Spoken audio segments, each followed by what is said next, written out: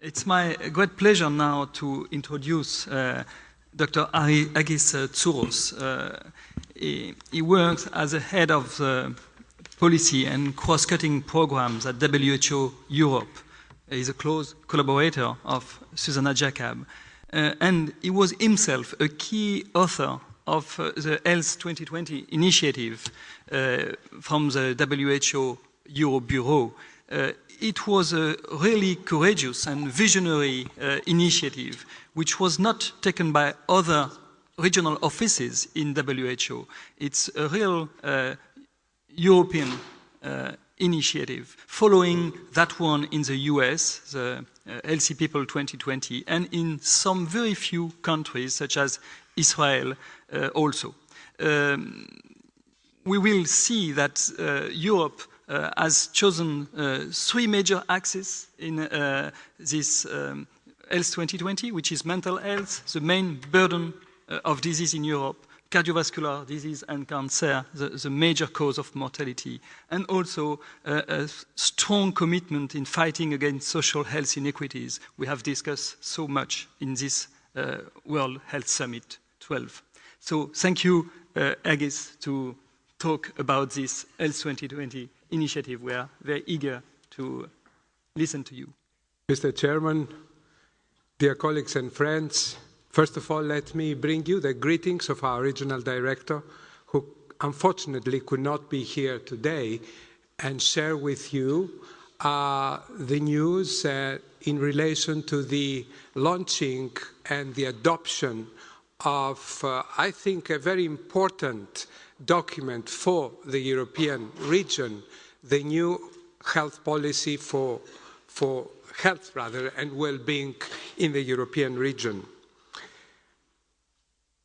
In the next 20-25 minutes, I would like to give you a feel of what 2020 is about, why we embarked on developing 2020, some of the links and the important aspects that link research, evidence with policy and action, and then, if you are enough interested, later this afternoon at 4 o'clock, there is a whole session devoted to the evidence of Health 2020 at 4 o'clock. There is no doubt that we are all inspired by the power of new ideas, the strength of new evidence, and we all struggle to understand what it takes to translate science into policy and action. It's the pursuit of truth. We need evidence to strengthen our hand, to make change. It struck me this morning what this power of science is, listening to CNN and the news that Armstrong had been stripped of his 7 medals, and the fact that his book, which was on the pursuit of greatness, had been moved from, in a bookshop in Scotland, from the autobiography section to the fiction section. And that's science that actually helped, actually made that move. As academics and policymakers, public health professionals, and community activists who work in the field of health, we understand that evidence has hard currency. But we are also aware that cashing its worth is an entirely different matter. So as policymakers, we are trying, and we are committed to apply these best ideas, the best thinking, and the best available evidence. But how do we do this?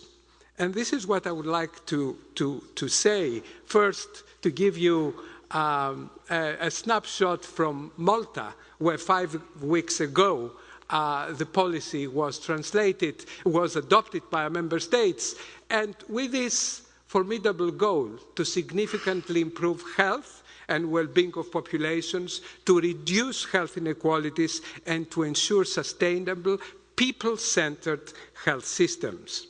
Now, on the very first page, on the cover page of the Health 2020, there is a message. And that message is not a message to the medical professions or to health ministers only.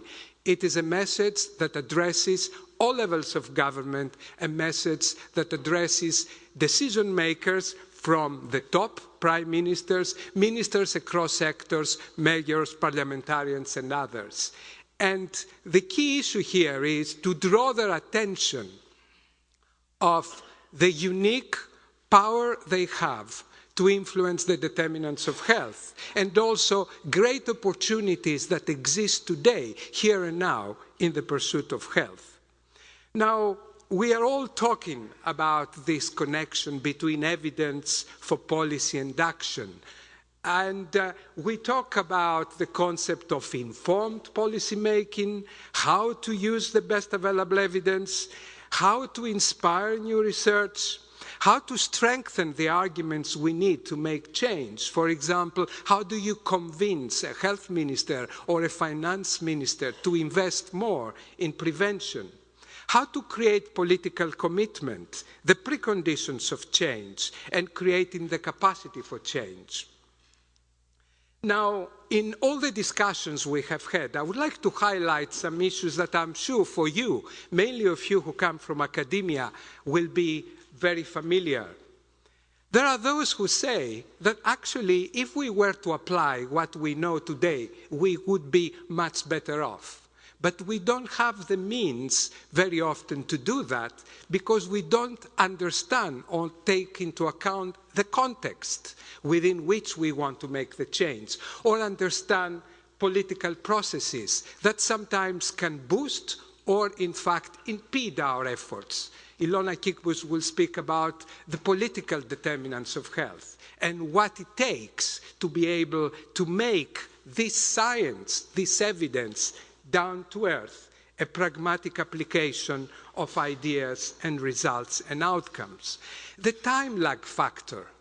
I mean, think that the first evidence on inequalities in health came out in the early 80s. We are in 2012, and we are still struggling to put inequities on our agenda. Why are we failing to communicate such robust evidence? I'm not talking about the tobacco evidence that existed for almost 50 years before it led to the FCTC. Research methodologies, we are constantly talking about appreciating impact, what makes a difference, what is the concept of attribution? And very often we are trapped in outdated methodologies, and we don't mobilize our creativity to see different ways to prove that certain interventions make a difference. Action research, the know-how of reaching other sectors. Very often we intellectualize too much what we invent and we think could make a difference, and that's off-putting for many. And of course, something we all know, we say it in every conference, we miss the stories. A lot of the science of policy changing is about the stories of people who invent different pathways to invent what works and what doesn't.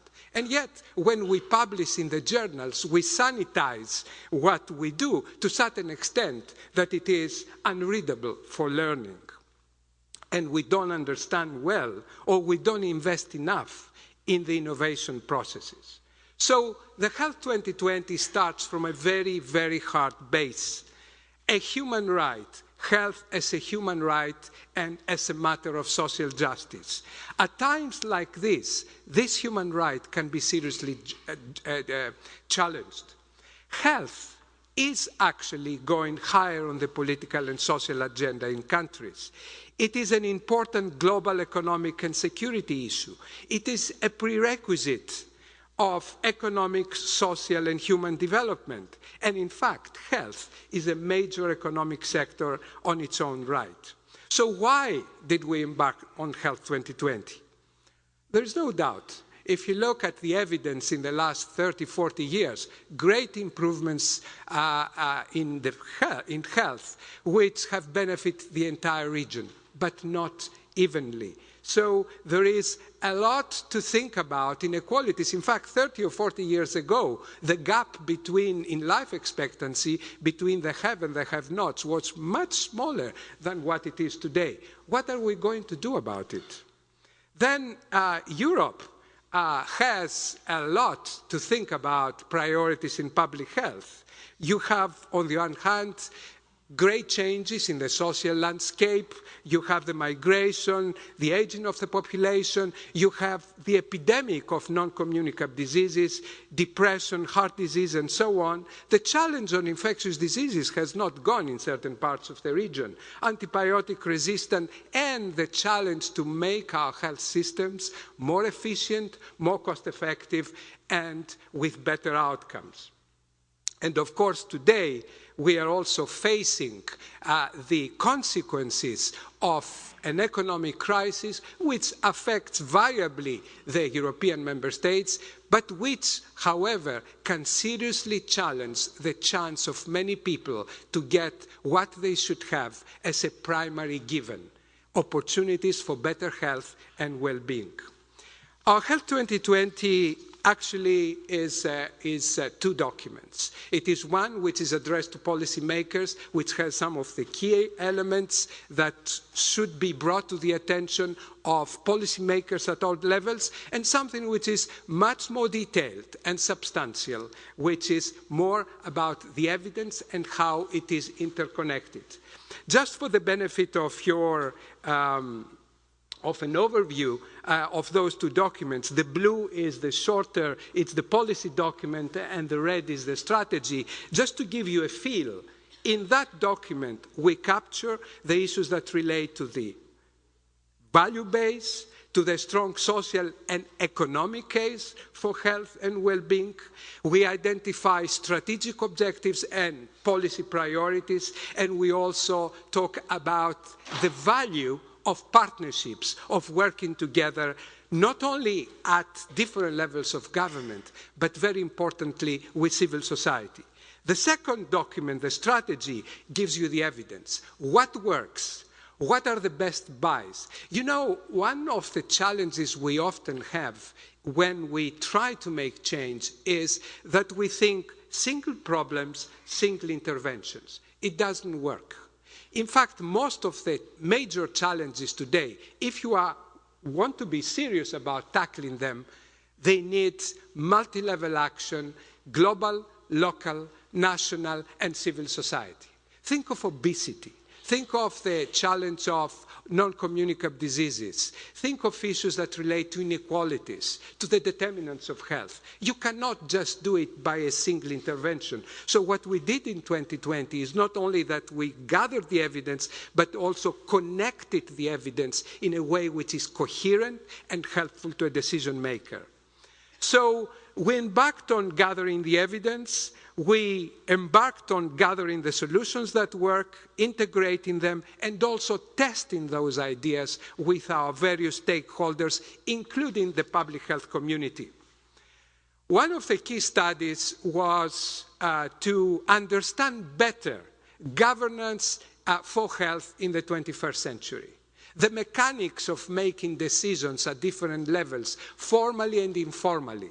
You know, if you read back a number of our commitments and resolutions, I mean, you can go back 20 years or more. Roberto Bertolini, our chief scientist, did a study on that. You will see that the term working together across sectors is repeated continuously, but we haven't done enough. And one of the reasons for that is we talk a lot about it, but we don't understand the mechanics. We don't understand what it takes, what diplomacy it takes to engage other sectors. Maybe we've been too naive. Maybe we have been too patronizing, thinking that because we had the evidence, we can walk across any other sector and tell them, now you must act health. They don't speak the health language, but they have interventions that have a great impact on health. So today, we learned much more about governance. We learned much more about the already their experience on health in all policies, and we also commissioned a major study with Michael Marmot, which is on the European social determinants and health divide review. We didn't want more of the same. We didn't want to repeat what the Global Commission had found. We wanted to understand better the particularities of our region. We wanted to understand better what are appropriate interventions that can make a difference. And also, we connected with some major studies, including one on the economic case of public health action, the economics of prevention.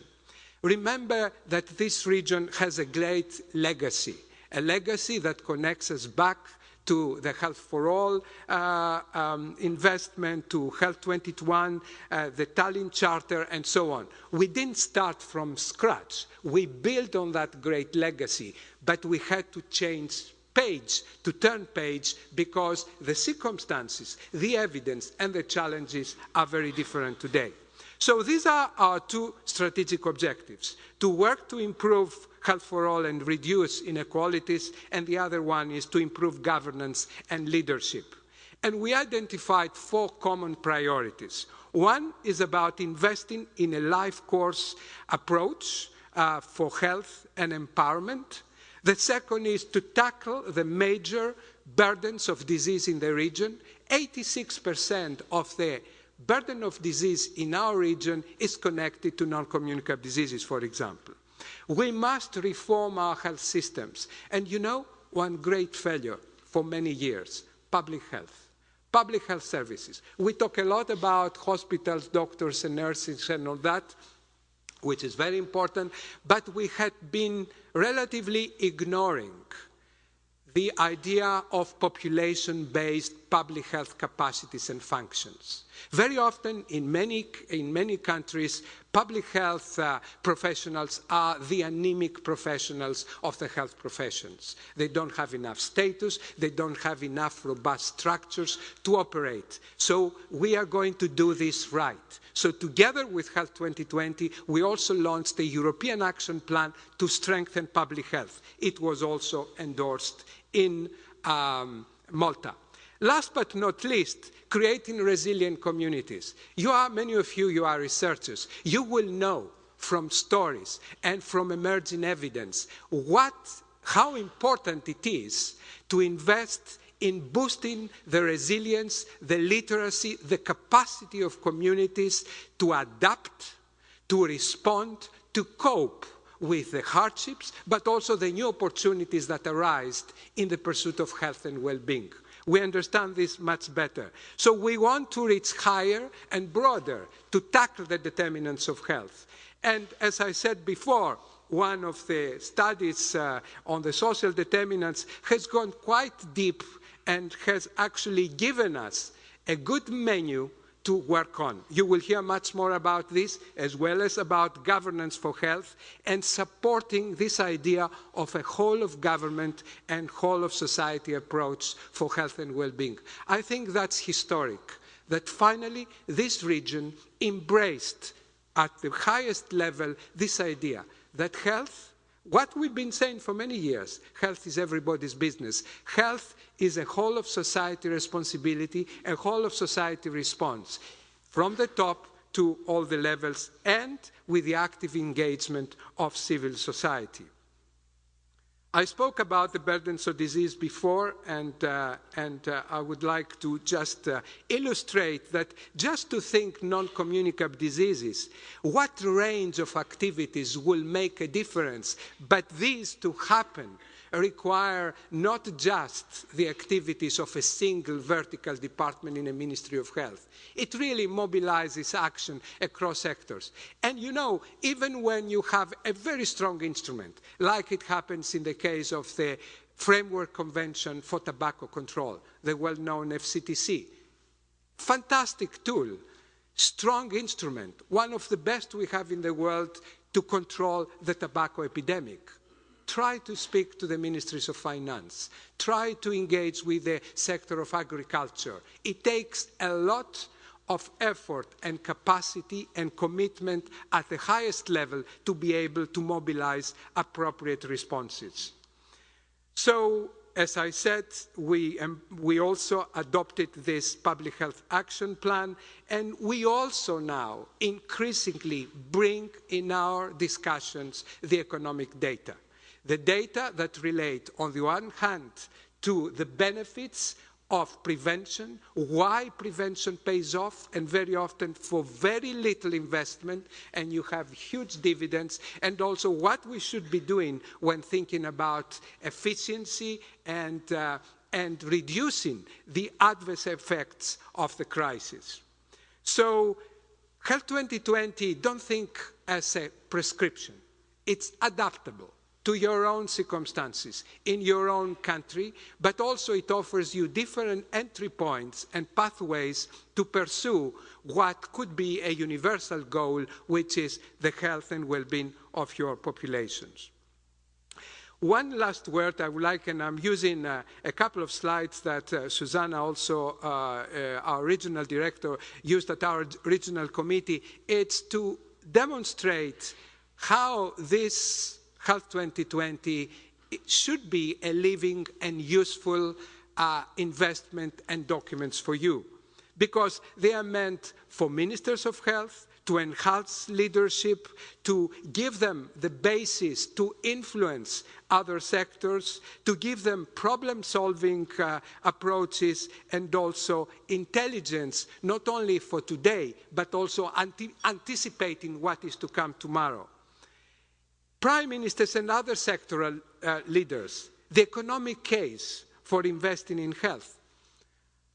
We have great economists with us today. Could one day health be a performance indicator for a whole of government?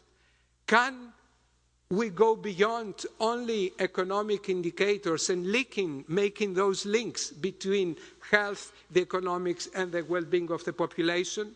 Public health agencies, advocates and academics, as well as health professionals, can use that. One of the power of the strengths of Health 2020 is that it gives you legitimacy. Legitimacy to argue, wherever you are, that we know the evidence is there, we know how to connect it and how to use it, and we know that what it takes to develop capacity and preconditions for change. So last but not least, I would like to say that for us, this is not something that should remain as a document and as a policy which is adopted by bureaucrats in a meeting of our regional committee, but it should go out there, into the streets, into the agencies, into the ministries, into the communities, and be used. And be used as a reference, be used as an inspiration, be used as a point, as a turning point to give health and the right to health the place it deserves in our societies. Thank you very much.